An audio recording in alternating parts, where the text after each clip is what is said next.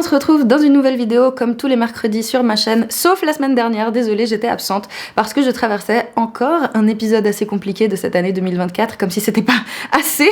J'espère que c'est le dernier de cette année parce que là franchement c'était pas mon année du tout, donc voilà, j'étais juste en pleine rupture amoureuse, c'est pas la première fois que ça m'arrive, d'ailleurs j'en avais documenté certaines sur ma chaîne, au tout début quand j'avais genre 19 ans, j'avais fait une première vidéo sur la rupture, ensuite quelques années plus tard j'avais fait encore une vidéo sur le sujet, puis j'avais fait même des vlogs de rupture quand j'étais retournée vivre chez ma mère après avoir quitté mon ex avec lequel je vivais depuis 1 an, et me revoici à nouveau dans ce processus si pénible mais nécessaire à vivre en tant qu'être humain qui a des relations avec d'autres, n'est-ce pas? Franchement j'espère que c'est la dernière épreuve que 2024 me réserve parce que là je suis vraiment fatiguée, c'était pas mon année. J'espère que 2025 me réservera de belles surprises, en tout cas je vais tout faire pour que ce soit le cas, et voilà pourquoi du coup j'étais pas là la semaine dernière. Cependant je me suis quand même connectée sur Twitch le soir, comme du coup tous les mercredis à 21h30 depuis maintenant presque 1 mois. Je vais continuer comme ça encore un temps, mais je crois que je vais devoir changer le jour pendant lequel je me connecte, tout simplement parce que j'essaye de mettre en place une nouvelle routine de vie qui consiste à ne plus toucher aux écrans à partir de 22h. Ça me paraît un peu difficile, mais j'ai vraiment envie de réussir à faire ça pour avoir le plus de stabilité et d'équilibre possible, vu justement que voilà, je suis confrontée à des événements pas faciles et que je veux tout faire pour garder ma paix quoi, et mon équilibre. Donc pour l'instant je reste sur 21h30 sur Twitch le mercredi soir, mais il y a moyen qu'on change de jour. De toute façon les personnes qui se connectent sur Twitch, vous le saurez assez vite puisque j'en parlerai directement dans les lives. Mais voilà, pour l'instant, mercredi soir 21h30, je suis connectée en direct, et donc si tu veux nous rejoindre, n'hésite pas à regarder dans la description, il y a tous les liens nécessaires pour que tu puisses assister au live. Avant d'entrer dans le vif du sujet d'aujourd'hui, je tenais à remercier vraiment chaque personne qui me permet de vivre de ma création depuis autant d'années pour créer du contenu le plus indépendant possible et surtout en libre accès, qui soit gratuit tout simplement et accessible au maximum de personnes grâce à la plateforme Tipeee. Si tu veux participer à soutenir cette chaîne et me permettre littéralement de vivre, tu peux me faire un petit don mensuel de 1 € ou de 50 centimes si tu le veux et si tu le peux. Et si c'est déjà le cas, vraiment tu as ma reconnaissance éternelle, je t'en suis très reconnaissante parce que sans ça littéralement je ne pourrais pas continuer de faire ces vidéos. Donc vraiment merci de participer si voilà, mes vidéos te plaisent et t'apportent quelque chose dans la vie. Et pour les personnes qui m'ont déjà posé la question, oui on peut utiliser PayPal sur Tipeee, donc pas de souci, si tu veux payer avec PayPal c'est possible. Ceci étant dit, on va pouvoir commencer à parler du sujet du jour qui est donc la notion de traumatisme au sens très large. Le traumatisme. Alors comment je me suis rendu compte en fait que c'était littéralement mon obsession depuis le début de ma chaîne de parler de ça, même si a priori quand tu regardes mes vidéos et que tu remontes en fait dans la timeline, ça saute pas spécialement aux yeux parce que j'ai parlé de tellement de thématiques, j'ai parlé de psychologie, de spiritualité, de relations amoureuses, de sexualité, de sociologie, de vulgarisation de livres, enfin bref j'ai fait plein de vidéos, mais j'ai remarqué en essayant de me poser face à moi-même et en essayant de faire un peu un bilan de ce que je cherchais à faire sur YouTube depuis autant de temps, j'ai réalisé en fait que si je devais décrire ça en un seul objectif, c'était faire de la prévention et sensibiliser autour des questions qui concernent la violence, quelle qu'elle soit. Alors là maintenant si tu remontes dans mes vidéos de 2015, 2016, etc., ça saute absolument pas aux yeux parce qu'évidemment j'ai pas parlé que de ça, mais c'est vrai qu'il y a quelque chose qui revient constamment, même quand je parle juste de mes citations favorites, même quand je parlais juste de développement personnel, des livres comme Les 4 accords Toltec, Mind Power, ce genre de choses, etc.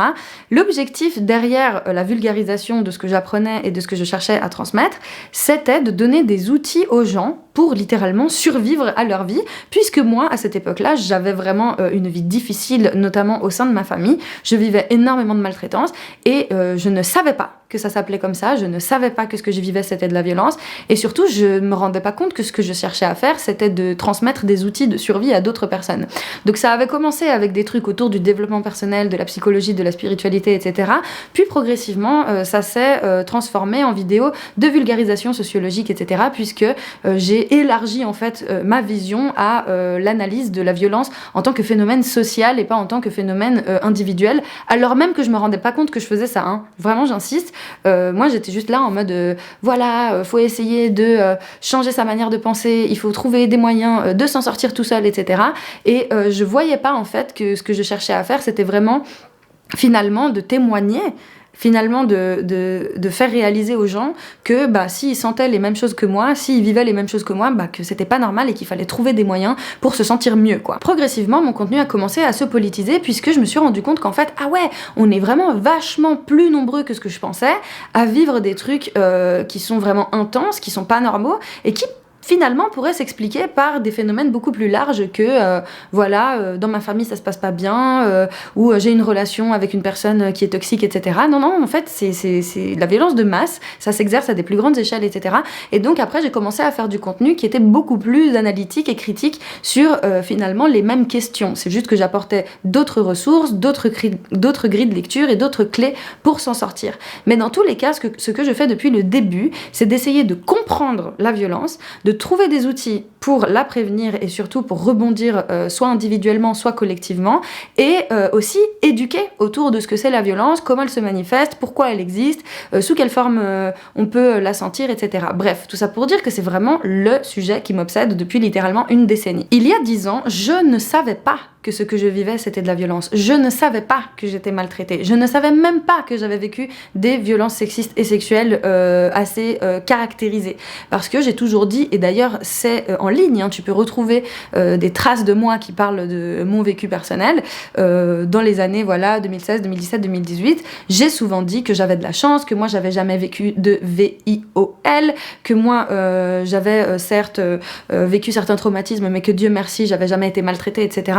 Alors qu'en fait, progressivement, en prenant de l'âge, en m'éduquant, en me documentant et juste en prenant du recul sur ma vie, je me suis prise une grosse gifle en me disant mais meuf, genre c'est super grave en fait ce qui t'est arrivé. Parce que maintenant que je suis un adulte, maintenant que je travaille auprès des enfants, maintenant que j'ai un regard rétrospectif de 10 ans en arrière, je peux poser mon regard d'adulte et me dire que si maintenant j'avais un jeune adulte de mon âge qui me racontait ce qu'il vivait à ce moment-là, j'aurais envie de le protéger, j'aurais envie de lui dire que c'est pas normal ce qu'il vit, j'aurais envie de lui apporter des ressources et surtout de le soigner parce que ce que je vivais c'était hardcore. Et en fait on est beaucoup de personnes à vivre dans des contextes très très très intenses, à avoir des traumatismes très très très violents et à ne pas du tout se rendre compte que ça s'appelle comme ça en fait et que c'est pas normal. Ce qui m'amène à te parler du premier point de cette vidéo, c'est le symptôme premier de ce qu'est la maltraitance. Je vais utiliser le mot maltraitance et violence comme des synonymes, que ce soit à grande échelle comme à petite échelle,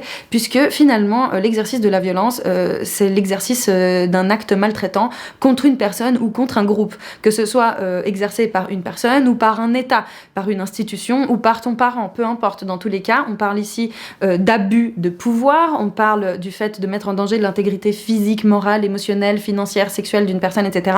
Donc voilà, pour moi, ce sont des mots interchangeables. Il faut bien garder en tête que, en fait, à la base, moi, quand j'ai commencé mes vidéos, c'est la même année où j'ai commencé à aller voir une psy. Et moi, mon but, c'était de transmettre des outils que j'apprenais chez ma psy au grand public, aux personnes qui vivaient les mêmes choses que moi. Et je me rendais pas compte que ce que je vivais, c'était grave. Pour moi, en fait, il n'y avait pas lieu de mettre le mot violence dessus. Sauf que là où j'étais suivie, c'était dans une association spécialisée pour accueillir les victimes et les auteurs de violences domestiques. Donc c'était quelque chose notamment centré autour des familles. Et c'est là-bas que j'ai tout appris. C'est là-bas qu'on m'a expliqué qu'en fait, ce que je vivais n'était pas normal, que la violence avait plusieurs manières de se manifester et qu'elle n'était pas juste physique, sachant que j'en vivais aussi. Donc il y a ce premier axe thérapeutique, puisque depuis, je n'ai jamais arrêté d'être suivie par différents thérapeutes. Alors j'ai pas été toutes les semaines chez le psy pendant 9 ans, mais ça fait 9 ans que je suis allée voir différents thérapeutes, que j'ai essayé justement d'acquérir un maximum d'outils pour essayer de gérer ce qui se passait à l'intérieur de moi et d'avoir justement le plus de ressources possible pour me sauver, littéralement, puisqu'en fait j'étais partie pour ne plus être là parmi nous à partir de mes 20 ans. Pour moi c'était prévu que je ne passe pas la vingtaine. Donc il y a ce premier axe qui était psychothérapeutique et il y avait un deuxième axe qui était sociologique. Même si j'étais pas encore en études de sociologie en 2015, j'étais obsédée par le fait de comprendre comment le monde qui m'entourait alimentait ou non des comportements malveillants des êtres humains les uns envers les autres. Et d'ailleurs, une de mes toutes premières vidéos de ma chaîne que j'ai supprimée entre-temps, je ne sais pas si un jour on la retrouvera, mais une des premières vidéos, c'était pour réagir à une tendance qu'il y avait sur YouTube à l'époque qui consistait à se tailler entre youtubeuses, à dire que voilà, en fait, il faut dire le nom de la youtubeuse que t'aimes le moins, celle qui parle le moins bien, bien, celle qui se maquille le moins bien, celle qui s'affiche le plus, celle qui a le montage le plus nul, etc. Et en fait, déjà là, le fait de voir que des groupes humains s'amusaient à se moquer, à critiquer les autres, à juger les autres, et en plus de ça en public, ça me rendait ouf. Et donc, il y avait cette deuxième axe où j'ai toujours voulu comprendre pourquoi le monde qui nous entoure encourageait les êtres humains à être méchants les uns envers les autres. Donc, il y avait vraiment ces deux aspects qui m'ont toujours drivé, quoi. Et pourquoi je racontais ça déjà ? Ah oui, parce qu'en fait, ce que je voulais amener déjà comme deux premiers concepts, c'est la notion de déterminisme et la notion d'agentivité.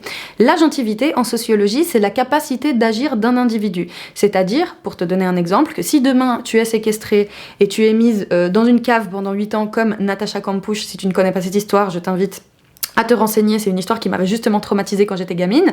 Et ben, imaginons que tu es séquestrée comme cette femme, ton agentivité, ça va être le peu d'espace dans lequel tu vas pouvoir, toi, faire quelque chose pour faire en sorte que la situation soit moins pénible pour toi. Donc effectivement, quand tu es dans une situation comme ça, ton agentivité, elle est très réduite, ta marge de manœuvre, elle est très très très réduite, et ça concerne ta capacité individuelle à agir. Et à l'opposé de cette notion existe celle de déterminisme. Donc le déterminisme, c'est quand quelque chose d'extérieur à toi te pousse à agir d'une certaine façon qui n'est pas de ton fait, qui ne dépend pas de ta volonté. Ça peut être par exemple un cadre religieux très strict, un cadre politique très autoritaire, être par exemple dans une secte, c'est quand la structure extérieure, donc que ce soit les institutions, le gouvernement, la culture, peu importe, mais quelque chose qui te dépasse, qui t'oblige à te comporter d'une certaine manière et qui ne laisse pas de place à ta volonté personnelle et à tes goûts personnels et à ce que toi tu veux faire en tant que personne. Pour en revenir du coup au contenu que je fais,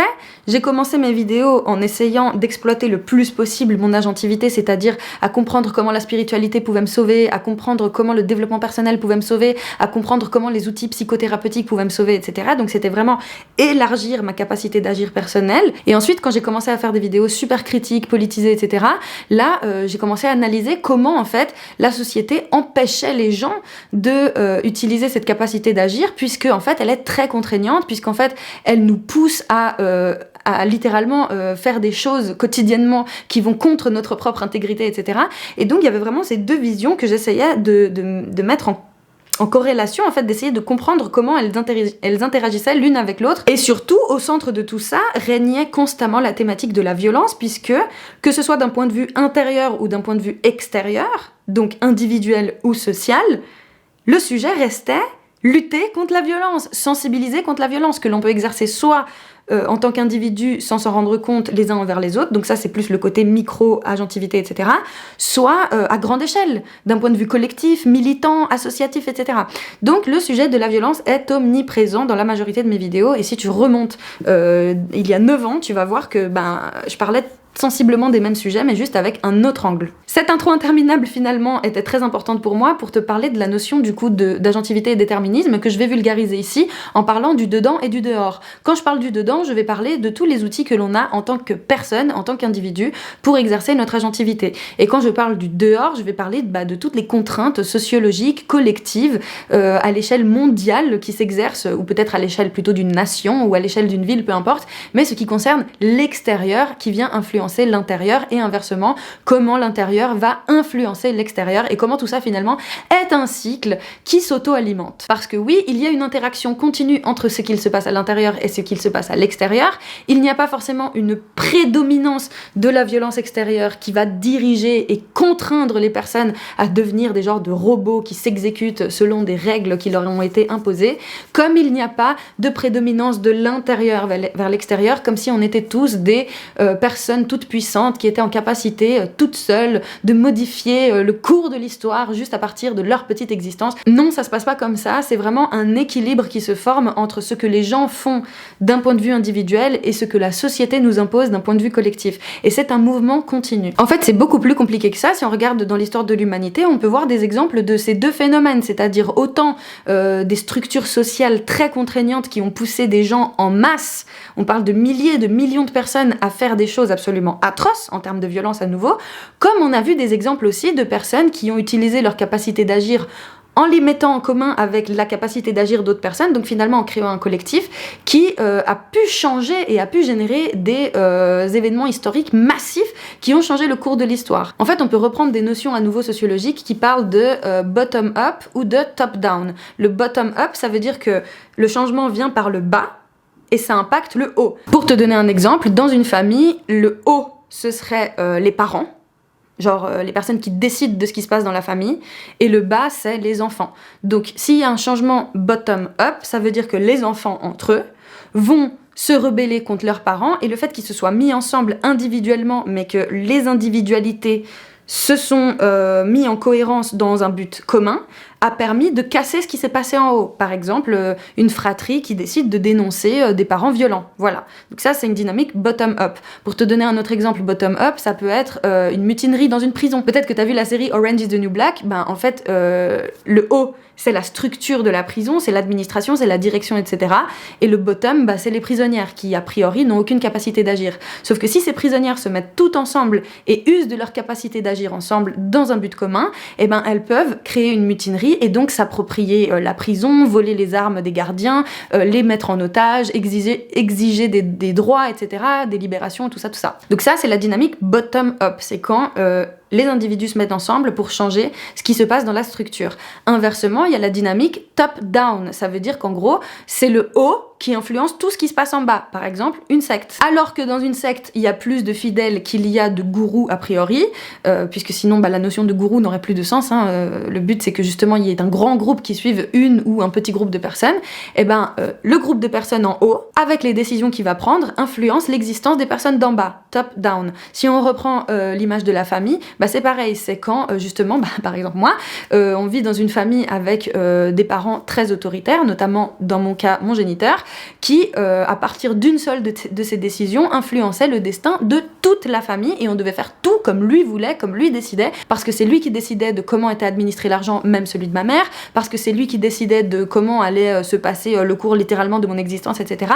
Et donc cette dynamique top-down, elle se voit dans la majorité des familles d'ailleurs, surtout quand on est un enfant en bas âge. Bref, donc est-ce que tu m'as suivi dans ce truc du dedans et du dehors? Jusque-là, je pense qu'on est bon. Ceci étant dit, je vais pouvoir maintenant te parler de performance et de performativité sociale. C'est très important, c'est des notions d'ailleurs qui viennent de l'interactionnisme symbolique dont l'auteur le plus connu en sociologie occidentale est Erving Goffman. Donc l'interactionnisme symbolique, c'est justement une grille de lecture sociologique qui prend en considération le fait que ces deux aspects de la vie sociale interagissent continuellement et expliquent en fait littéralement le comportement humain et les sociétés au cours de l'histoire.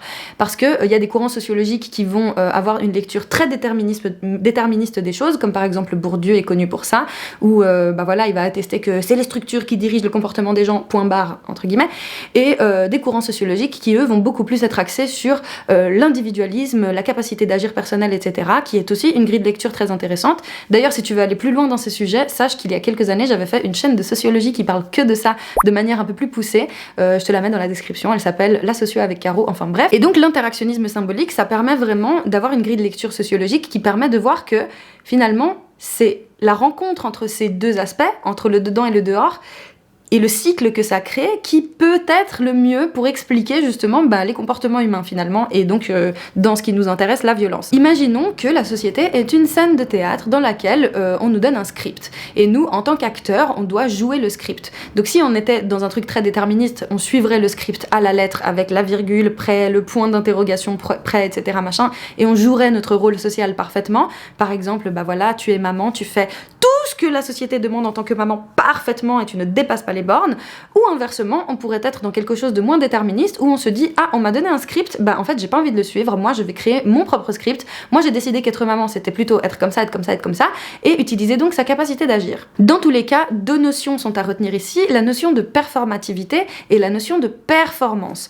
Quand on nous donne le script et qu'on l'exécute, on fait une performance finalement. Moi, quand je vais chez le docteur et que je dois expliquer mes symptômes, le docteur performe son rôle de médecin. Il est là avec sa blouse blanche, il fait ce qu'il faut faire, il utilise un certain vocabulaire, il utilise certains gestes, etc. Et il doit être professionnel. Ça, c'est sa performance. Moi, de mon côté aussi, j'ai une performance. C'est-à-dire que je suis patiente. Je peux pas débarquer chez le médecin et puis voilà, agir comme si j'étais chez moi, montrer qu'en fait je suis en pleine forme alors que je suis censée être malade, etc. Donc en fait, on performe tous les rôles sociaux possibles et imaginables sans s'en s'en rendre compte. Après, il y a des gens qui savent qu'ils le performent, mais du coup, ils peuvent l'user à leur avantage, mais bon, bref.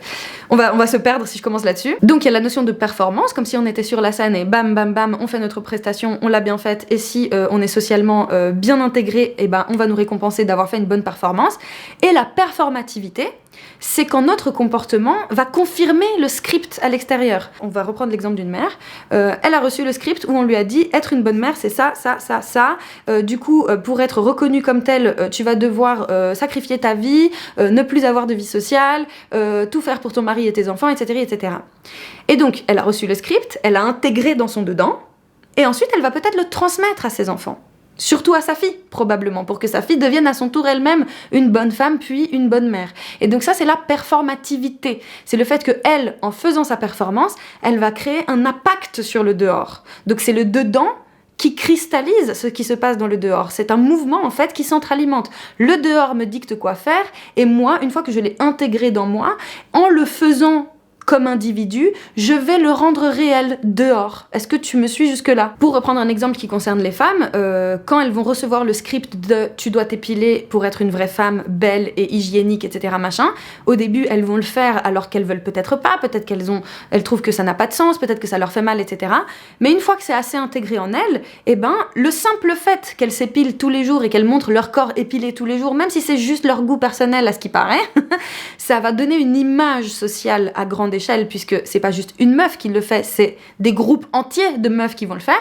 Et ben, ce que ça va donner comme image socialement, c'est que les femmes n'ont pas de poils. Et donc, ça continue de confirmer la réalité que la normalité d'une femme, c'est de ne pas avoir de poils. Donc, performance, c'est quand le dehors nous dicte quoi faire dans le dedans et qu'on s'exécute, et la performativité, c'est quand le dedans va naturellement confirmer ce qui se passe dans le dehors. Par exemple, une phrase performative, c'est je vous déclare mariée femme.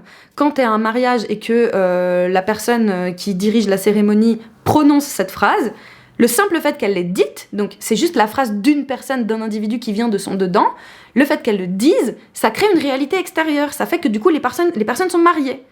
Genre, le fait de l'avoir déclaré, ça fait qu'ils sont mariés.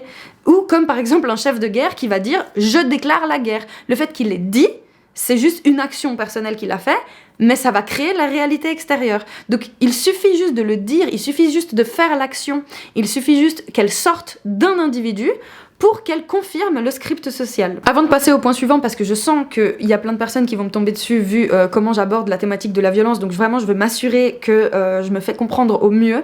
On peut prendre l'image par exemple du cycle de la pluie ou du cycle des déchets organiques, tu vois. Genre quand on est petit à l'école primaire, a priori on nous apprend que la pluie ça vient pas de nulle part. En gros on a des étendues d'eau qui elles-mêmes ont été générées par des pluies, qui elles-mêmes ont été générées par la présence de nuages, qui eux-mêmes ont été générées par l'évaporation de gouttelettes d'eau qui venaient des grandes étendues d'eau. Donc le soleil réchauffe les lacs, qui eux-mêmes créent de la vapeur qui crée les nuages, et donc la condensation crée la pluie qui génère à nouveau ce cycle éternel de l'eau qui tombe et qui remonte dans le ciel. C'est pareil avec les déchets organiques. On a de la nourriture, on la mange, on la caque, et une fois qu'on l'a caquée, elle retourne dans la terre, elle génère de l'engrais qui va pouvoir créer des nouveaux aliments, qui vont revenir dans notre bouche, qui vont retraverser notre tube digestif, être recaqués, etc., etc.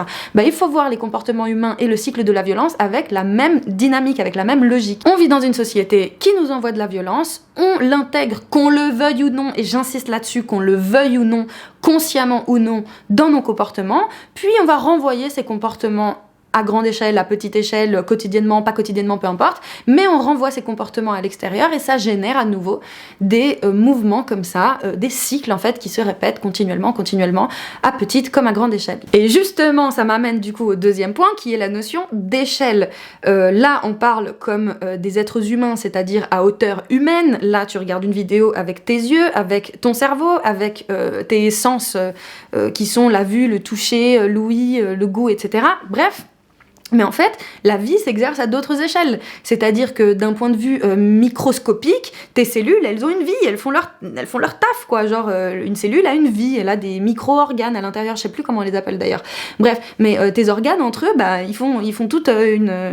ils ont toute une machinerie qui fait que tu peux exister. Et si tu regardes à cette échelle-là, tu vois qu'en fait, il se passe un tas de trucs qui finalement, alors je dis pas qu'ils se reproduisent à échelle humaine, mais juste qui existent au même titre que notre perception actuelle existe, au même titre que la perception universelle, galactique existe. Enfin, genre, L'existence ne se résume pas à ce que nous, en tant qu'humains, on peut percevoir. Genre, si on était un serpent, on verrait les températures. Si on était une mouche, on verrait en noir et blanc. Et je ne sais même pas exactement comment on voit une mouche. Mais bref, en fait, selon la constitution organique de notre être, on va pas percevoir le monde qui nous entoure de la même façon, tout simplement. C'est pareil avec l'argent. L'argent, ça peut être des centimes, comme ça peut être des milliards. Et je sais pas si tu es au courant, mais la différence entre une personne de classe moyenne et un millionnaire, elle est plus petite que la différence entre un millionnaire et un milliardaire.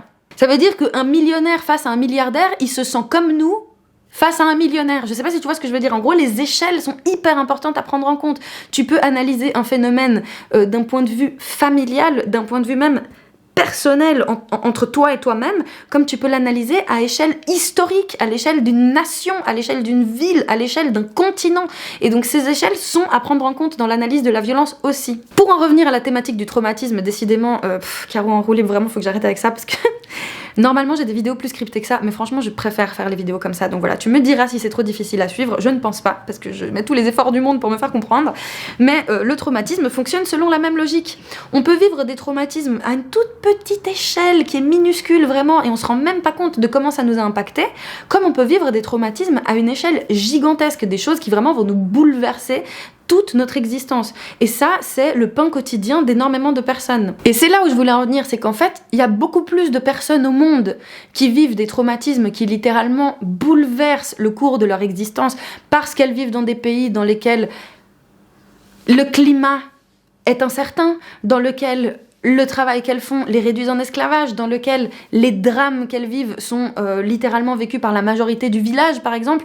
Je prends l'exemple d'un événement qui s'est passé dans ma propre famille, qui est par exemple le décès d'un de mes cousins germains par assassinat.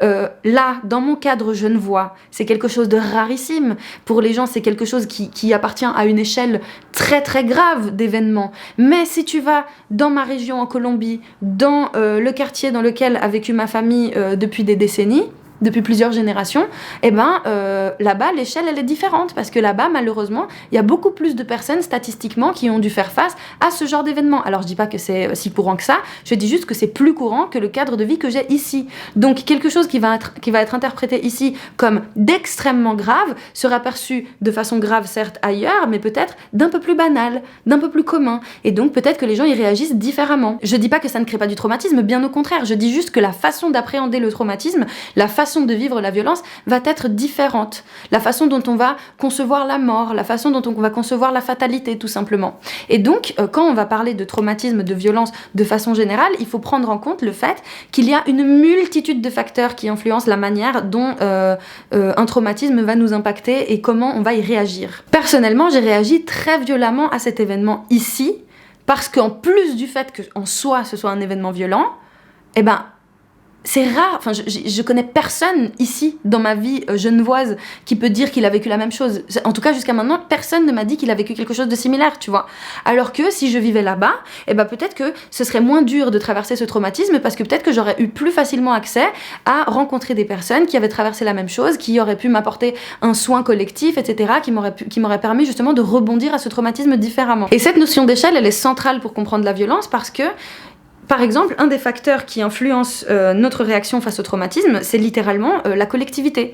Est-ce que c'est un événement qui est partagé par beaucoup de personnes, ou est-ce que c'est un événement que tu n'as vécu que toi?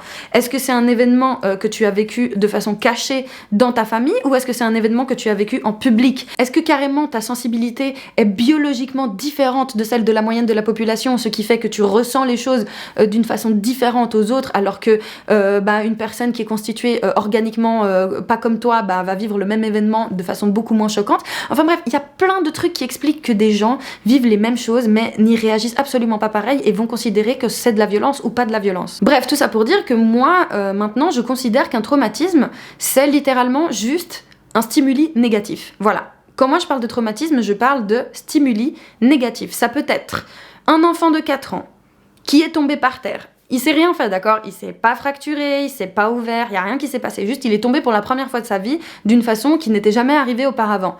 Il va vivre un traumatisme.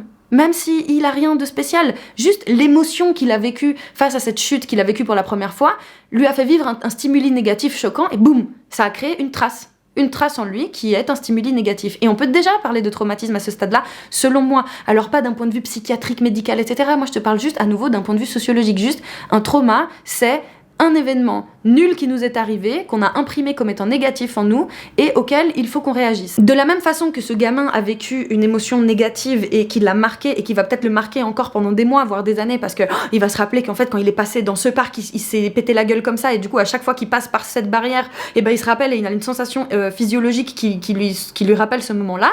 Et ben de la même manière, il y a des gens qui vont vivre très exactement la même chose d'un point de vue émotionnel, par exemple lors d'un entretien d'embauche qui se passe pas bien. Par exemple, t'es allé à l'entretien, on t'a commenté sur ta tenue vestimentaire et ça t'a fait sentir un truc tout aussi négatif que le gosse qui est tombé par terre. Et en fait, finalement, tout ça, c'est juste des traces que la vie marque dans notre être émotionnel, en fait. À nouveau, si on prend cette définition-là du traumatisme qui est très élargie, parce que je prends ça au sens le plus pur possible, et je l'applique au plus de situations possibles. Vraiment, j'essaye d'abstraire la notion de traumatisme pour voir comment elle peut s'appliquer dans plein de situations.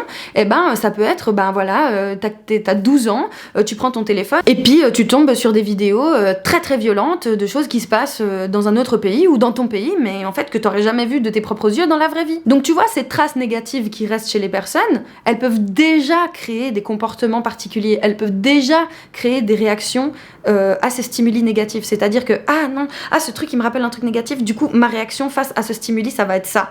Alors imagine quand la trace elle est encore plus grave qu'avoir vu une vidéo, qu'être tombé d'une barrière ou qu'avoir vécu un mauvais entretien d'embauche. Parce que la norme de la majorité de l'humanité sur notre planète Terre, et on parle du coup de plusieurs milliards de personnes, c'est de vivre des choses aussi graves que des déplacements forcés, des guerres, des catastrophes climatiques, des événements de violence absolue comme justement de la misère sociale, des fusillades, de la pauvreté, la famine, etc. Donc en fait, ouais, je pense que d'une certaine manière, on peut considérer qu'il y a énormément plus de personnes que ce qu'on pense qui sont traumatisées. Et en fait, qu'est-ce qui arrive quand on est traumatisé ? Soit on a la collectivité qui va avec, qui nous permet de surmonter le trauma et donc de ne pas vivre avec les séquelles de ce trauma, soit on n'a pas la capacité de surmonter ces traumatismes et donc on vit avec ces traces-là en nous qui continuent de s'activer continuellement à cause du syndrome de stress post-traumatique. Et là, du coup, le résultat, c'est qu'on va avoir, nous, des comportements délétères pour la collectivité. Le problème, c'est qu'un des premiers symptômes de la violence, et vraiment, on va le marteler autant qu'il le faut, mais c'est vraiment quelque chose qu'il faut commencer à rendre audible en fait au sein de la population, c'est que le premier symptôme de la maltraitance, le premier symptôme de la violence, c'est la normalisation de cette dernière. C'est qu'on banalise l'exercice de celle-ci. C'est progressif, c'est tout doucement. On vous dit pas qu'on est en train de vous violenter, on vous dit pas qu'on est en train de vous faire du mal. Vous allez juste sentir que c'est désagréable, vous allez juste sentir que c'est assez atroce, et en fait ça va être tellement normalisé, ça va être tellement distillé partout comme un poison, goutte par goutte, que l'on va injecter dans un aquarium, que vous allez finir par vous habituer à cette violence. Et ça, on peut le voir autant dans les cadres d'une famille incestueuse, d'une famille maltraitante, que d'un gouvernement qui se fascise, par exemple. Parce qu'une violence explicite, soudaine et brutale, oui, ça existe, mais c'est identifiable. Ah, là on peut identifier, ah oui, ça c'est de la violence. Sauf si c'est quelque chose qui est tellement exercé autour de nous qu'on finit par en faire que c'est la norme, comme par exemple vivre dans une favela où il y a des fusillades tous les jours, et puis je dis pas que les gens qui vivent dans des favelas ne sont pas traumatisés par les fusillades, je dis juste que du coup il y a des personnes qui, très jeunes dans ces milieux-là, vont trouver ça normal qu'il y ait des coups de feu tous les jours, et vont peut-être justement plus facilement, alors qu'ils ont 8 ans, entrer dans un gang et apprendre à manier une arme. Voilà, oui, c'est normal, c'est comme ça. Et je parle en connaissance de cause, hein. Je dis pas ça parce que j'ai vu un documentaire à la télé ou quoi que ce soit, j'ai de la famille en fait qui est concernée par ce genre de thématique. Donc vraiment, le premier symptôme de la violence, c'est sa normalisation. La première chose que l'on nous chie quand on commence à se révolter, quand on est un jeune adulte, un adolescent, voire même un enfant qui questionne son environnement et qui dit mais pourquoi ce que je vois à la télé ça existe, mais comment Dieu peut exister et laisser ce genre de choses faire, mais attends, moi je pensais que la société elle était là pour me protéger, mais en fait là les présidents, là visiblement ce qu'ils font c'est pas très gentil, etc. Le premier truc qu'on leur dit c'est ah mais c'est la vie, hein, ah mais c'est comme ça, hein. Ah mais tu crois qu'on est dans le monde des bisounours, hein ? Comme si on devait accepter que ça se passait comme ça, comme si on devait juste admettre que la vie était violente par définition. Alors qu'en fait, le but là, mon discours, c'est pas de dire qu'il nous faut un monde sans violence, c'est de dire qu'il faut la nommer. Et qu'il faut qu'on puisse voir ses conséquences, et qu'on puisse voir comment nous aussi, on la cristallise entre notre dedans et le dehors. Je me rappelle d'une fois où j'étais justement en Colombie autour d'un café dans une boulangerie avec ma tante et des copines de notre quartier. Donc c'est des femmes qui ont toutes entre 60 et 75 ans environ, enfin bref. Des femmes d'un certain âge, et en fait, on avait des discussions justement autour de la sexualité.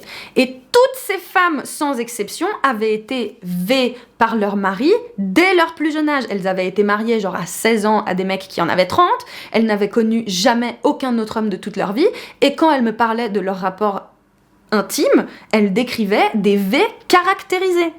Et donc ces générations-là qui n'avaient pas accès aux mêmes ressources que nous, qui n'avaient pas accès à la technologie, à l'information, etc., et ben la plupart de ces femmes ont juste considéré que une sexualité normale c'est ça quoi. Et puis du coup quand leurs filles vont leur dire j'ai été V par un tel, elles vont le normaliser. Comme ma propre mère a normalisé les abus que j'ai pu vivre quand je lui en ai parlé. Et c'est pour ça que c'est difficile de soi-même se rendre compte que ce qu'on vit c'est de la violence, parce que des gens qui ont vécu pire que nous, souvent se rendent pas compte que c'est horrible en fait. C'est ce qui sort de la bouche de tous les parents maltraitants. « Ah moi je te maltraite ! Moi je te maltraite, pourtant t'as eu ça, t'as eu ça, t'as eu ça. Tu sais ce que moi j'ai vécu quand j'étais petit? Et bah pourtant j'en suis pas mort, et c'était pour mon bien, et nanani, et nanana. » On normalise constamment ce genre de choses. Et en fait, normaliser tout ça, c'est pas parce qu'on est des monstres, c'est pas parce qu'on est des personnes atroces, c'est pas parce qu'on a envie de faire du mal à autrui, c'est parce qu'en fait on a besoin de survivre. En tant que victime d'une violence quelle qu'elle soit, être dans le déni de ce qui s'est passé, c'est une manière de survivre. C'est une manière de ne pas se jeter d'un pont à cause de la douleur que ça nous a fait. En fait, si on se dissocie de ce qui s'est passé, on arrive à se dire « Ah mais non, moi j'ai pas vécu ça, non ?» Alors oui, on va sentir qu'on l'a vécu quand on va avoir du syndrome de stress post-traumatique, quand on va être déclenché émotionnellement dans ce vécu-là et qu'on va avoir des réactions parfois incompréhensibles, justement des réactions violentes, des réactions de défense, etc., quand on va être activé là-dedans, sans même s'en rendre compte. Mais le déni, à la base, ça sert à survivre. Et c'est pour ça que c'est très difficile d'aborder ces thématiques-là de façon intergénérationnelle, parce que ça veut dire que ça implique que des personnes qui ont passé 50, 60, 70 ans, 80 ans de leur vie, à revoir tout leur passé et à se dire « Ah mais en fait tout ça c'est de la douleur et j'aurais pu peut-être me faire aider, j'aurais pu peut-être ne pas vivre avec ce poids sur mes épaules » et surtout de réaliser que du coup, nous, notre dedans, il a cristallisé le dehors en rendant ça normal, en fermant les yeux sur des choses qu'on a peut-être vues par la suite. Justement, cette mère d'une famille incestueuse qui va voir sa fille être agressée par son père et qui va laisser faire. Parce que peut-être qu'elle-même elle a vécu ça. Et donc, se rendre compte de ce qu'on a vécu nous rétrospectivement, c'est aussi réaliser comment nous on a été aussi bourreaux dans certaines histoires, qu'on le veuille ou non, consciemment ou non. Parce que ça vraiment c'est le plus grand mal du citoyen moderne occidental, de classe moyenne, un peu éduqué, c'est vraiment de croire qu'en fait on a conscience de tout le temps. Que qui on est, on le sait sur le bout des doigts, genre on est 100% lucide de tout ce qu'on fait, tout ce qu'on dit, tous nos comportements, de l'impact qu'on a sur autrui, alors que c'est faux. Je te renvoie à la vidéo que j'ai fait sur notre capacité d'attention. Qui on est, c'est pas du tout notre version consciente de nous.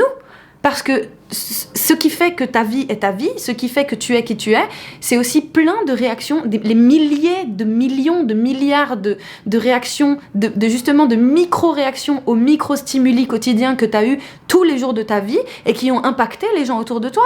Des gens peut-être que tu n'as même pas remarqué, des gens peut-être que tu n'étais même pas au courant qu'ils existaient, peut-être que c'est des choses que tu as fait dans la rue qui ont été vues par quelqu'un d'autre et puis qui ont envoyé un message à un inconnu.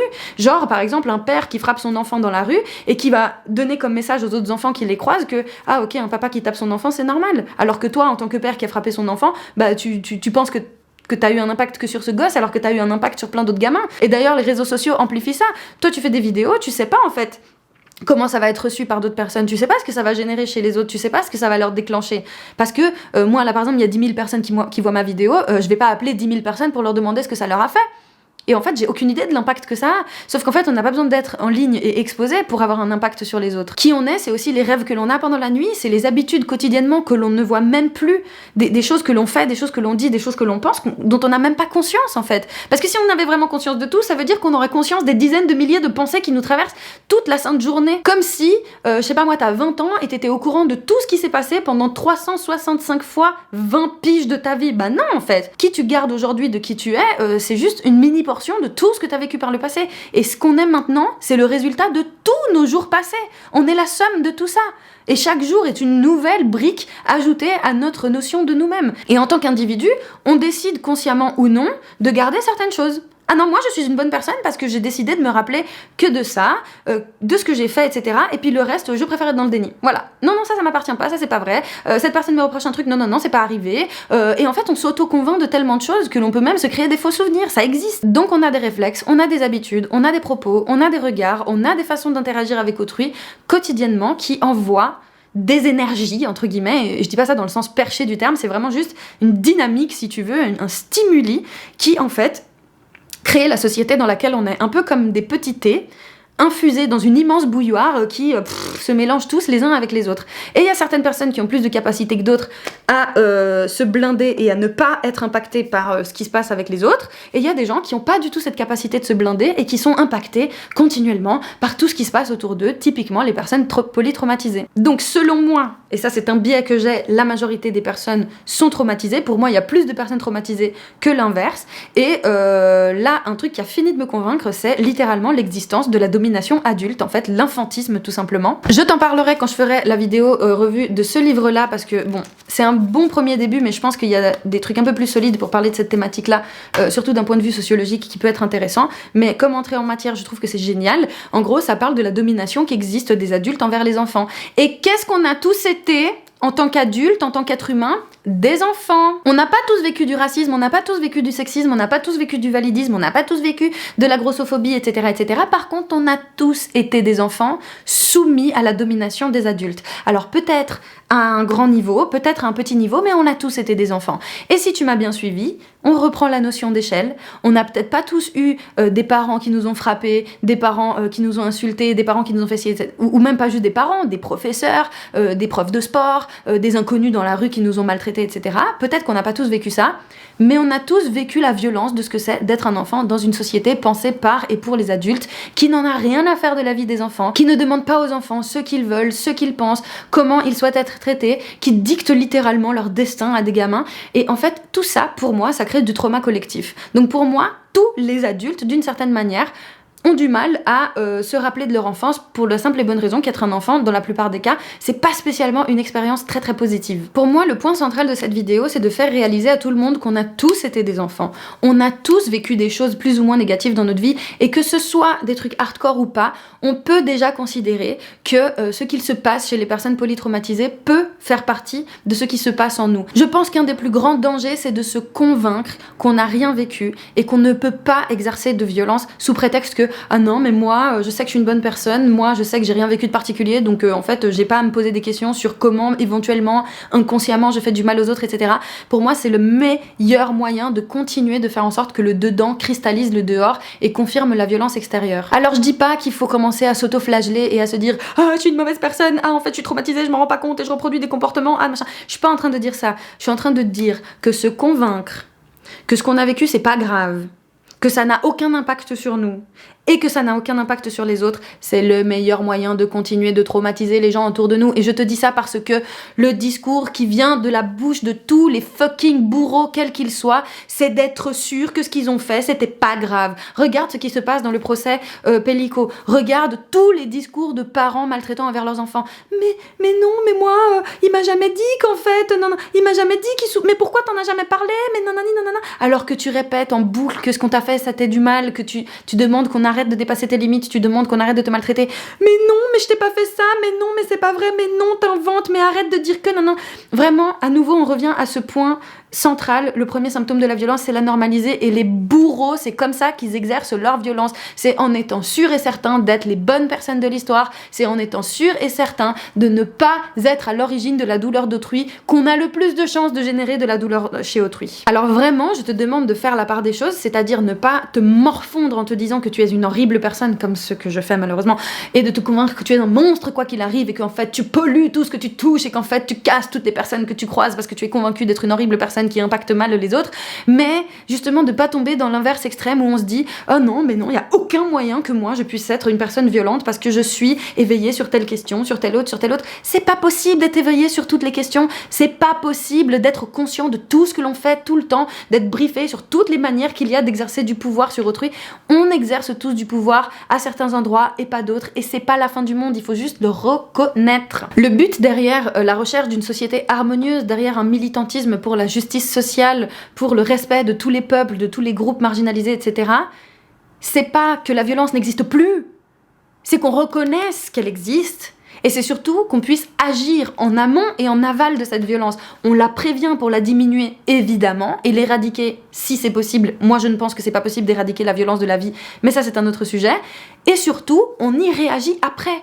La violence, elle va être vécue quoi qu'il arrive par tous les êtres humains, même si c'est pas de la violence sociale, juste parce que la vie, c'est comme ça, gros, parce que c'est dur, en fait, d'être un être humain qui existe, et même pas juste d'être un être humain, c'est juste la vie, quoi. La vie, c'est violent. Donc, en fait, le but, c'est pas de protéger les gens de la violence, c'est de faire en sorte, déjà, qu'elle ne soit pas exercée de façon arbitraire, de façon disproportionnée, mais surtout, qu'en fait, on reconnaisse où elle est, qu'on reconnaisse ses séquelles sur les personnes et qu'on sache y répondre. Parce que, en fait, tu prends deux personnes qui ont vécu le même traumatisme, eh ben, il y en a une qui va pouvoir rebondir de plus belle parce qu'on a écouté sa douleur, parce qu'elle s'est réhumanisée, parce qu'on lui a donné la chance de se sentir entourée collectivement, parce qu'on a écouté sa peine, parce qu'on en a pris soin, parce qu'on lui a donné des outils pour rebondir, etc.